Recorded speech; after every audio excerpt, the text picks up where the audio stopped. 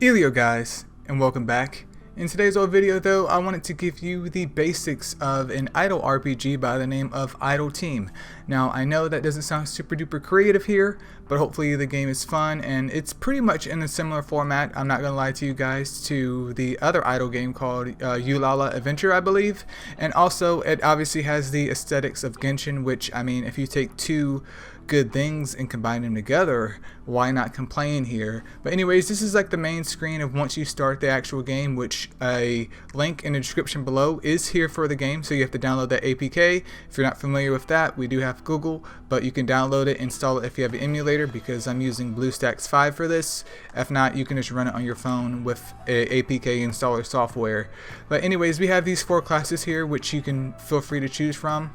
There's like the warrior over here, who's obviously the tank type, which they actually specify. There's a shadow assassin, which is melee. We have the priest over here, which is healing, and then also the magic mentor, which is a DPS. So we have basically the golden team right here. So essentially you want one of each of these guys for your whole party composition. I ended up going with the priest, to be honest, because even though at the time of this video the game is in pretty much open beta, which the data will be wiped I believe after a month or so, you know, I think it's important even in idle games to have healers, and healers is one of the least popular classes, and I know by me being a healer that I'm always going to be needed, because everyone wants to be DPS, everyone wants to be a tank, everyone wants to be maybe this mage guy over here because he looks cool. No one really wants to be the healer because all they do is some flashy amounts of damage and just heal over here. But let's go over here to like the main hub, and I'll show you guys what we're working with, because I am on my main character right now, which is my priest. Alright, so I just came back in. Obviously I was offline from the game for a whopping 6 minutes as I start the video here, and we can see what revenue I have gotten while I was away, and I'm also currently at 81.62% above all the other teams in the game, which isn't surprising because, you know, it's not that big of a game yet, because it's still in open beta and it's kind of hard to download unless you use the APK link that I used, or unless you're from the Philippines here. But we can see here I'm rocking the same composition which is stated on like the front screen with your classes. We just have one of each, and I'm over there at lovely level 18 because I actually started this game pretty much the same day that I'm doing this video here. And just to explain the UI, just like Ulala, as I mentioned before, there's a challenge tab over here, which obviously you would then challenge the boss of this level. If you beat the boss, your experience and your gold will increase, and that's pretty much it. Quick battle just speeds things up, and you can do it. I believe there's like a 5-hour time limit, if not slightly more, but I'm almost there, so that's going to help with progression as well, making sure that your character can level up very quickly. Then we also have just our party menu over here. So if you don't have a player, like an actual physical player that's on your team, obviously you're just going to have a bot there, and you really don't want that. If you want to progress just like Ulala, you want to slide over here to teams. I am in a team currently, but there's a bulletin board over here for teams with casual idle team, hardcore exploration teams, and also finding teammates, which once again I'm kind of in a team, so I can't really do that.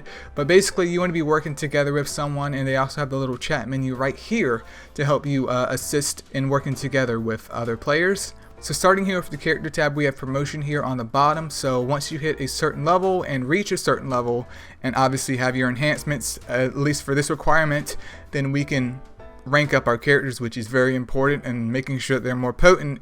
And you can see at level 20 I'm going to gain 10 energy points, which I can then provide over here to the attributes.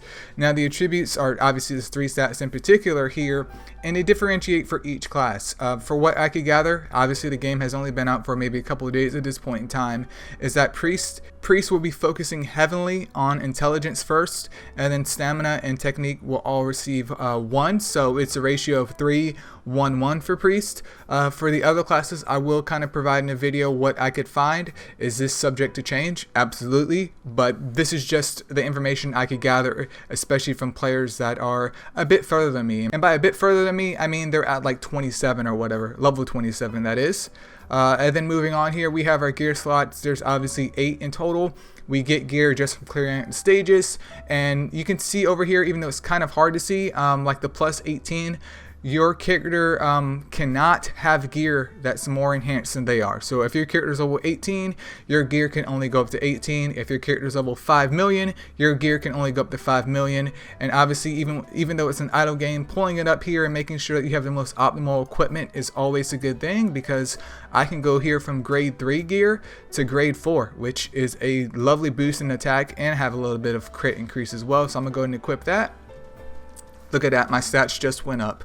Which also brings up a very important thing too, is that gear, just like everything else in the game, I mean not only gear, but you have skills, you have your pets, and anything else that they decide to introduce is also based on a grade scale. So grade 1 is the weakest gear, and then obviously grade 5, which you will see like stuff with like a golden emblem on it, is the highest potential gear that you get to rock with. If I go over here to skills, which you will unlock here fairly shortly depending on how much you play.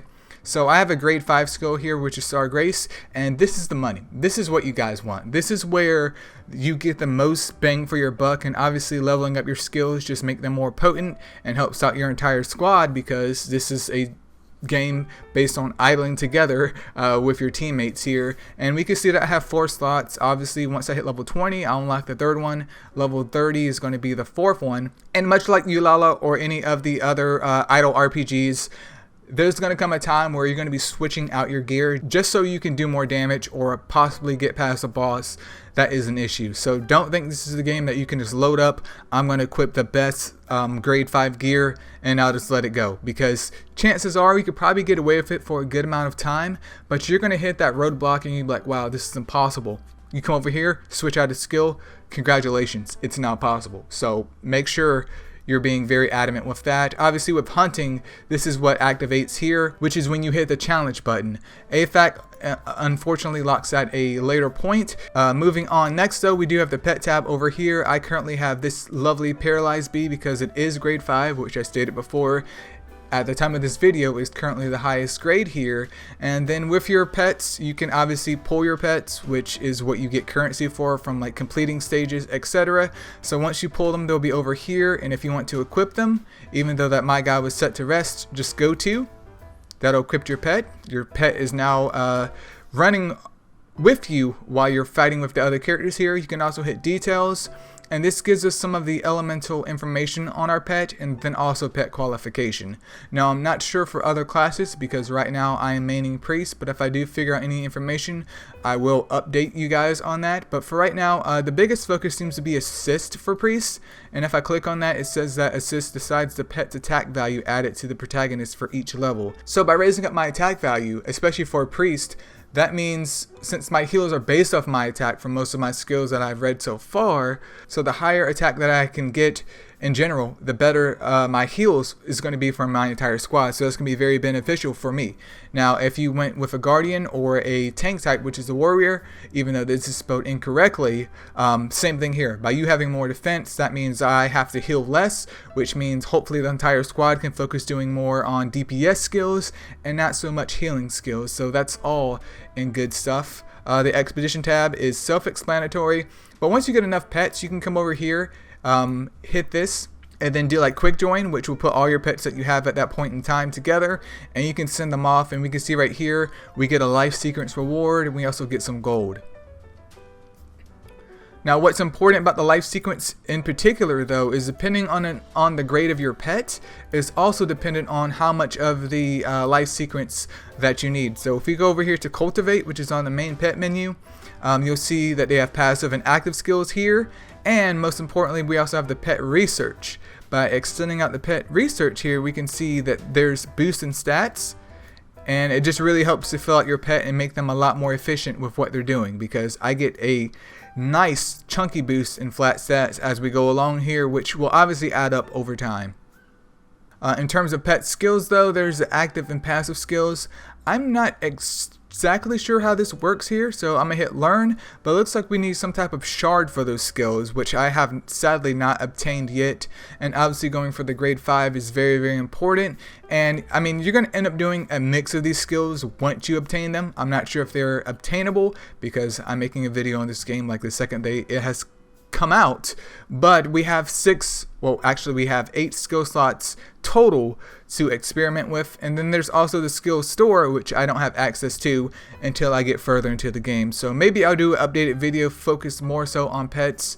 But there's also the pasture over here, which once you unlock X amount of stages, you can pay golds to unlock X amount of pastures and put your pets in there just to help raise up everyone's attack and make things more efficient for everyone. Also capture, which is where you get to spend currency at to capture pets, which is also how I got my lovely grade 5 pet. And I mean, that's pretty much it. If you want to cultivate grade 5 pets especially, obviously pulling higher grade pets like these guys over here and releasing them can also give you a chance of getting those DNA/life sequences to kind of boost up that pet to further those stats along here. And then the camp menu, there's cooking, which obviously raises up your HP, attack, defense, etc., which could be very important for you later on in the game as you progress. Warehouse is just literally where everything's stored at. All of your like bad gear, for example, you can go over here and smelt.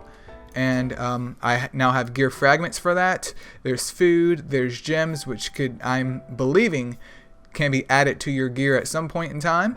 And then there's also other here, which I honestly can't tell you too much about what goes on with other at this point in time. There's also the summon tab, which is again for your pets, which is just another shortcut. Skills brings you over to a place where you can summon your skills at. This is also a great place for you to get your lovely grade 5 skills at, so that's very important. Store, I have not unlocked that yet, and Sky Tower, I have not unlocked that yet either. But once again, if you want to progress in this game and have a jolly old good time, make sure you're checking out the team tab. Make sure you try and run inside of a composition that is just one of everyone up there, because that is obviously the most efficient, at least at this point in time. And you know, you can check on the game every couple of hours, or you know, a couple times a day, and see what gear that you have that might have improved. Feel free to hit that challenge tab though, because that helps extend you further in terms of the stages. But anyways, I'm gonna wrap the video up here, you guys. I definitely hope it helped as Idle Team hopefully becomes a prominent game over here in the idle part of the RPGs. If you indeed like the video, feel free to like it. Feel free to subscribe if you guys want to see more Idle Team content. Do remember, at the time of this video, this is an open beta, so you're free to download it, but I do believe data will be wiped within the coming month of the game as they gear up towards, I'm assuming, a official release. So some things could be tweaked to be more efficient and more better, and if anything's updated or changed, or if I make any more big brain discoveries, I'll be sure to let you guys know. But yeah, that's pretty much it. See ya.